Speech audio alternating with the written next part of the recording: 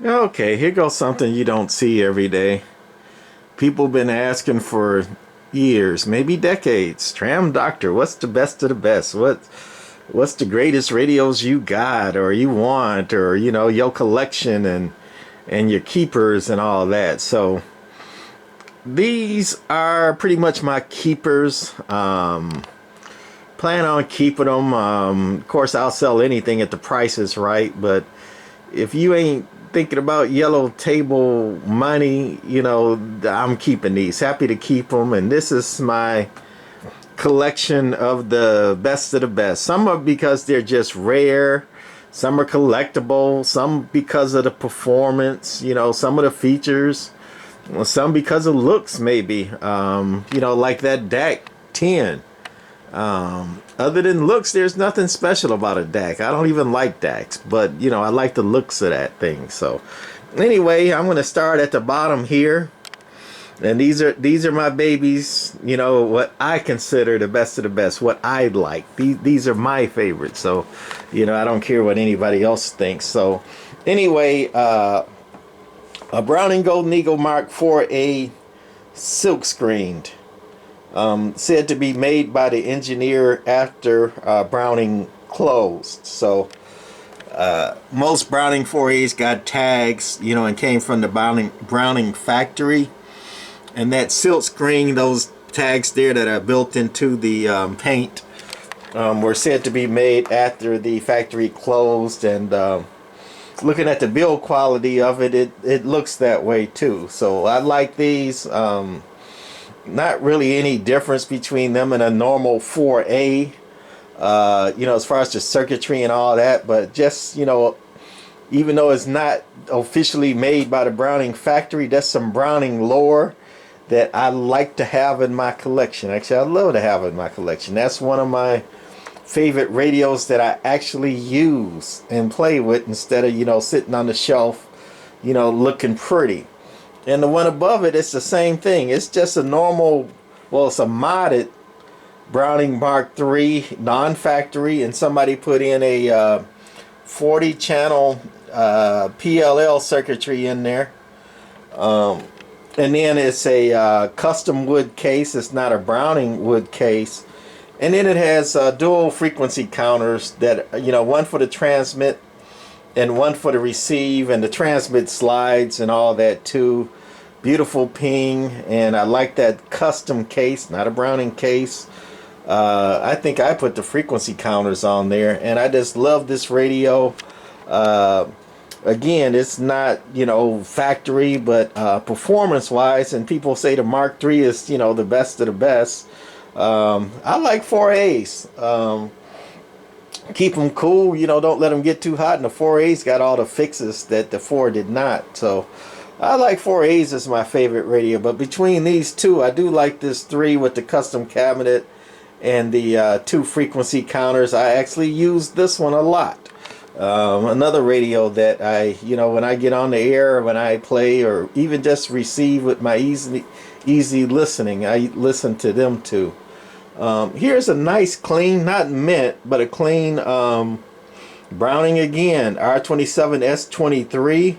And the only thing special about this, it's got custom gold covers, gold plated cover. Well, it's not gold plated, excuse me, that would call a mint. It's gold trimmed or gold colored, gold tinted, I guess would be a better word.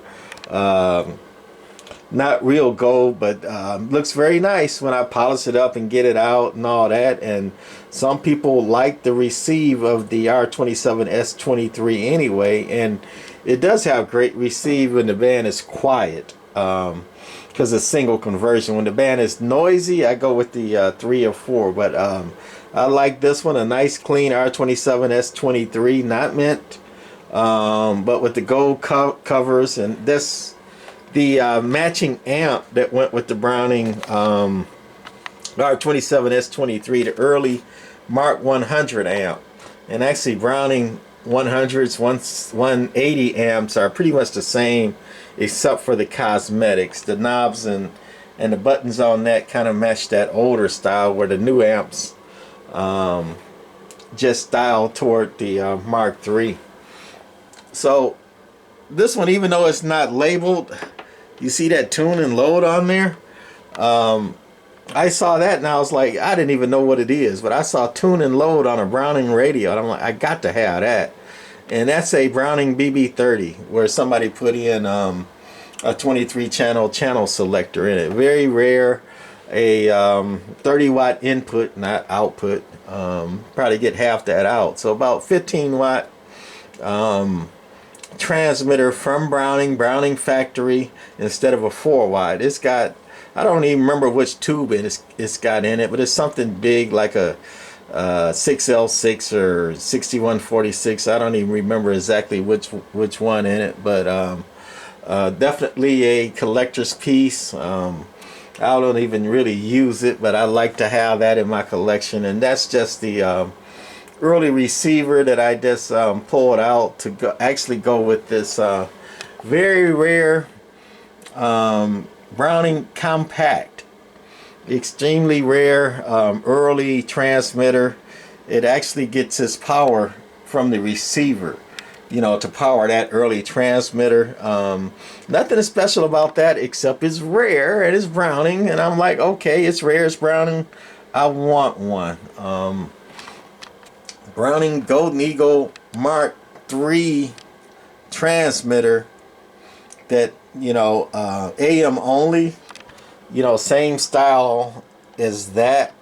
And this transmitter was AM only, was a cheaper version of the AM SSB transmitter, and it's basically a Mark II transmitter in the same case or the same color scheme as the Mark III. Actually, if you look at this BB30 and you look at that, you can see that it's basically the same case and all that, but they, you know, redid the cosmetics on this to match the Mark III. And as far as ping and transmit and all that, that's probably the best, cleanest, sweetest ping transmitter of the Brownings anyway. Matching amplifier for the Mark III series, Browning 180. Browning 180 that matches the Mark II amplifier. And JB12, that's nice clean JB12 that I like to have in the collection and actually use and play with. Nice little modulator. And then up top of this rack is 3 generals. Super rare general radio telephone Super MC12.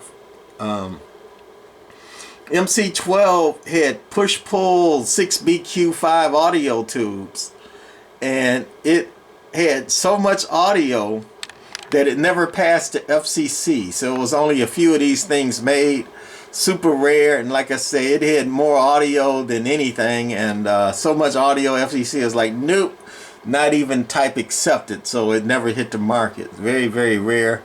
A Browning BB30, Dear Businessman 30 watt 1 channel, actually 2 channel A and B radio, 30 watt input. Businessman back in the day was legal back then. And then another very, very rare one, general radio telephone again, SB72.